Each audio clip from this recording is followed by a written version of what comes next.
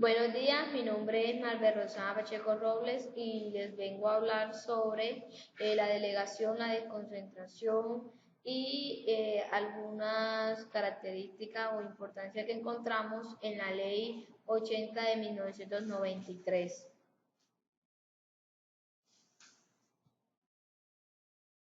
Como dije anteriormente, lo que vamos a destacar de la ley 80 del 93 es la capacidad que tienen los servidores, los derechos y deberes tanto de las entidades estatales como de los contratistas y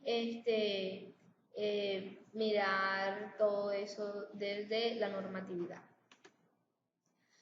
Empecemos entonces con los conceptos de delegación en la contratación estatal. Entonces debemos tener en cuenta lo que dice una sentencia C 693 de 2008, la cual de ella sacamos el concepto y esta dice que la delegación es una técnica de manejo administrativo de las competencias que autoriza la Constitución en diferentes normas. Y también que algunas veces de modo general, otras de manera específica, es decir, la realización que puede darse de esta forma. También hay traslado de competencia de un órgano que es titular de las respectivas funciones a otro, para que sean ejercidas por éste bajo su responsabilidad dentro de los términos y condiciones que fije la ley. Entonces podemos entender que la delegación se establece entonces un vínculo funcional entre la persona encargada de manera principal y la persona que es la responsable, le delega esa función a otro funcionario. Entonces está el delegante y el delegatario.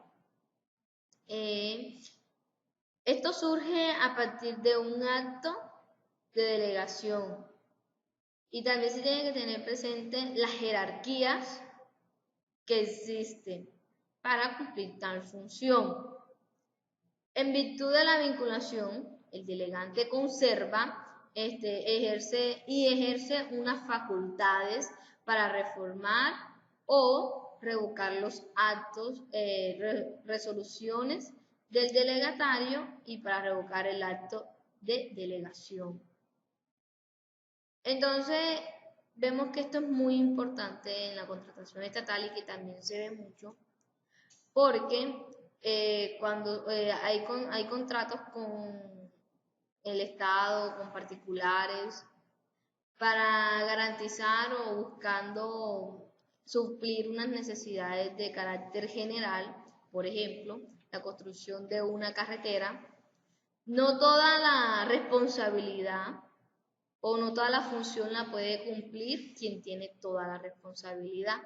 Es decir, él debe asignar unas funciones a ciertas personas para que entre todos se pueda cumplir el objetivo principal. Entonces hay distintas funciones que deben cumplir tanto el contratista como el que contrata. Y se tiene presente mucho los principios para llevar a cabo este objeto, la finalidad. También es muy importante analizar el concepto de descentralización en la contratación estatal. Este concepto como tal lo vamos a encontrar también en una jurisprudencia de la Corte Constitucional, la sentencia C 259 de 2008, donde nos dice que la descentralización es un instituto jurídico que hace relación a la transferencia de potestades, ¿cierto? Para la toma de decisiones a instancias o agencias que se encuentran. Bueno, aquí se tiene que tener en cuenta también que hay subordinaciones al ente central y que sin que necesariamente gocen de personería jurídica, ni de presupuesto, ni de reglamento administrativo propio. Es decir, hay entidades que pueden tener, digamos, autonomía en algunas decisiones sin desconocer de la entidad o del ente central del que éste emana. Cuando se está en presencia de una desconcentración, entendida como la atribución de trabajo que se haga en una entidad para los efectos de la contratación administrativa sin que la misma sea una delegación de funciones o el traslado de la autonomía administrativa. Es decir, respuestas a contratistas, entre otros ejemplos. Las actividades y los productos que las mismas generen no tienen ningún recurso y que esto también, sino ante una organización de tareas propias y una eficiente y adecuada actividad administrativa. Entonces, teniendo presente todas estas circunstancias de las cuales podemos entender que la desconcentración en la contratación estatal hay subordinación y se tiene presente el ente central. Además de esto, no necesariamente necesitan que gocen de personería jurídica, ni tampoco con un presupuesto ni un reglamento propio, a diferencia de la delegación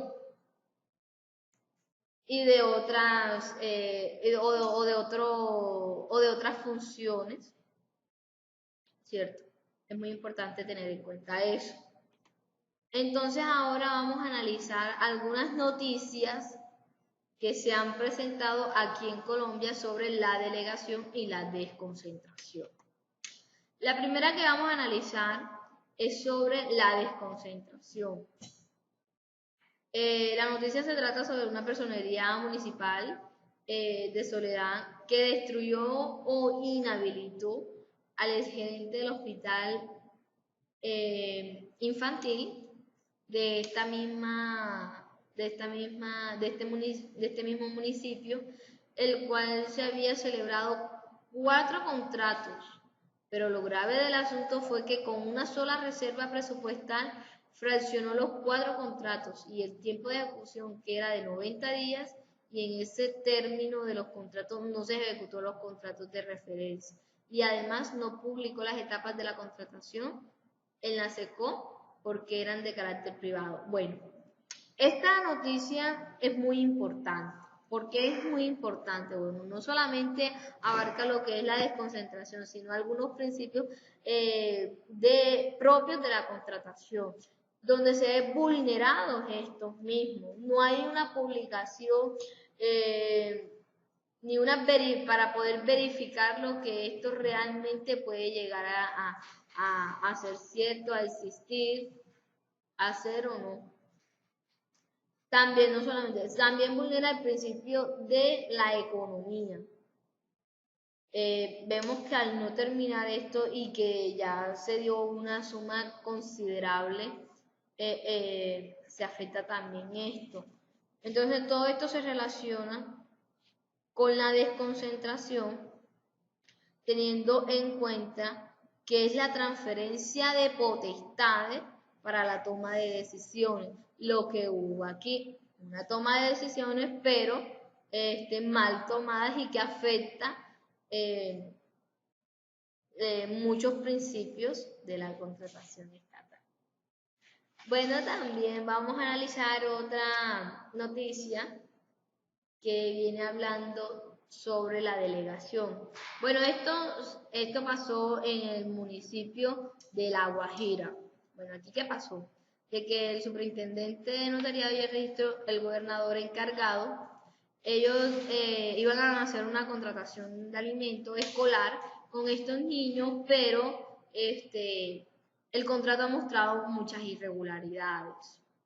Se reunieron con el presidente, el Ministerio de Educación, con el representante del Ministerio de Educación y con el obispo.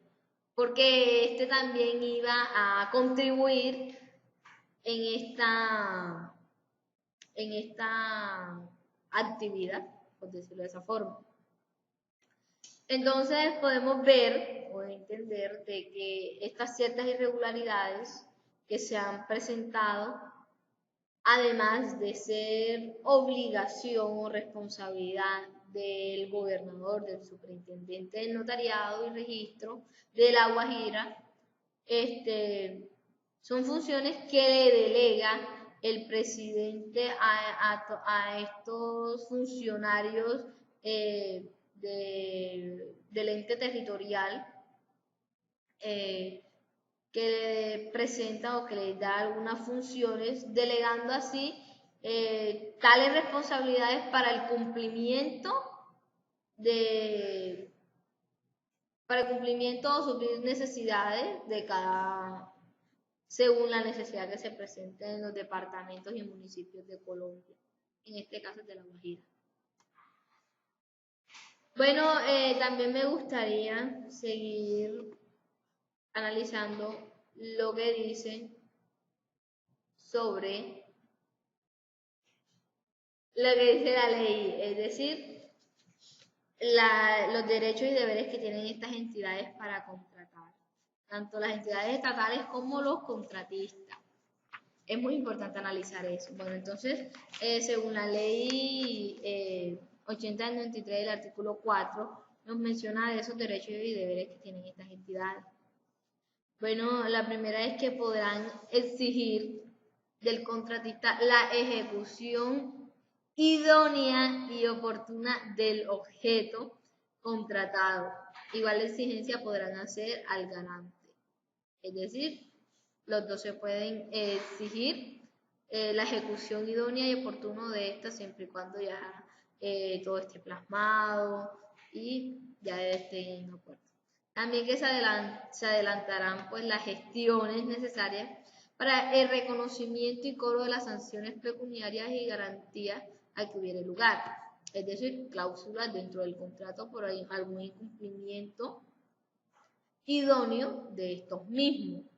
También se solicitaría pues la actualización, o la revisión de precios cuando se produzcan algunos fenómenos que alteren en su contra el equilibrio económico o financiero del contrato. Es decir, puede haber alguna fuerza mayor, algún desastre natural, entre otros. Y ahí se entraría a regular nuevamente el costo de esos valores por causas ajenas a su voluntad. Entre otros, también encontramos que se adelantarán las acciones contundentes a obtener la indemnización de los daños que sufren en desarrollo o en ocasión del contrato celebrado. Es decir, si a causa de ese contrato hay muchos perjudicados, el contratante o la entidad estatal, estos deberán indemnizar. También se adelantarán revisiones periódicas de las obras ejecutadas, servicios prestados o bienes suministrados para verificar que ellos cumplan con condiciones de calidad ofrecidas por los contratistas. También van a promover las acciones de responsabilidad contra ellos y sus garantes cuando dichas condiciones no se cumplan. Esto deberá llevarse a cabo por lo menos una vez cada 6 meses durante el tiempo de vigencia para las garantías. Bueno, también se deberá exigir la calidad de los bienes y servicios adquiridos con las entidades estatales, se ajuste a los requisitos mínimos previstos en las normas técnicas y obligatorias, es decir, si no se dice de pronto qué calidad de los productos o algo así, se va a tener presente que va a ser una calidad de medio, según las otras normas que lo rigen. Bueno, también tenemos, entre otras, que actuarán de tal modo que por causas a ellas imputables no sobrevenga una mayor onerosidad en el cumplimiento de las obligaciones a cargo del contratista. Es decir, que tengan que soportar una carga más allá de la que les es permitida y que por ende les cueste un poco más la obra. Bueno, también vamos a hablar ahora en el artículo 5º sobre esos derechos y deberes ahora de los contratistas. Ya teniendo presente, en el artículo 4 hablamos fueron de los deberes y derechos que tienen las entidades estatales.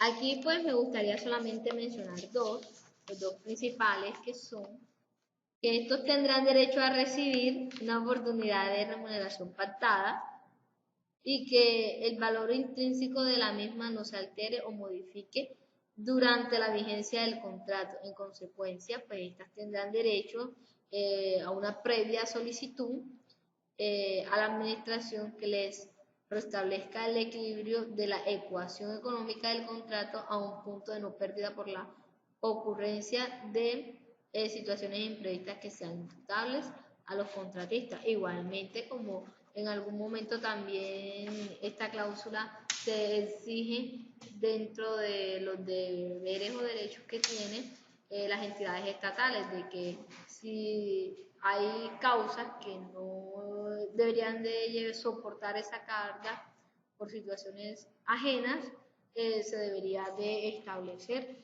y mirar otra vez, restablecer ese contrato, donde no se le produzcan pérdidas. También que colaborarán con las entidades contratantes en lo que sea necesario para que el objeto contratado se cumpla y que sea de la mejor calidad. Acatarán las órdenes que durante el desarrollo del contrato ellas le pacten. Entonces, de aquí es muy importante analizar que el objeto de la calidad, ellas también están prestas para brindar ese servicio. Mirar o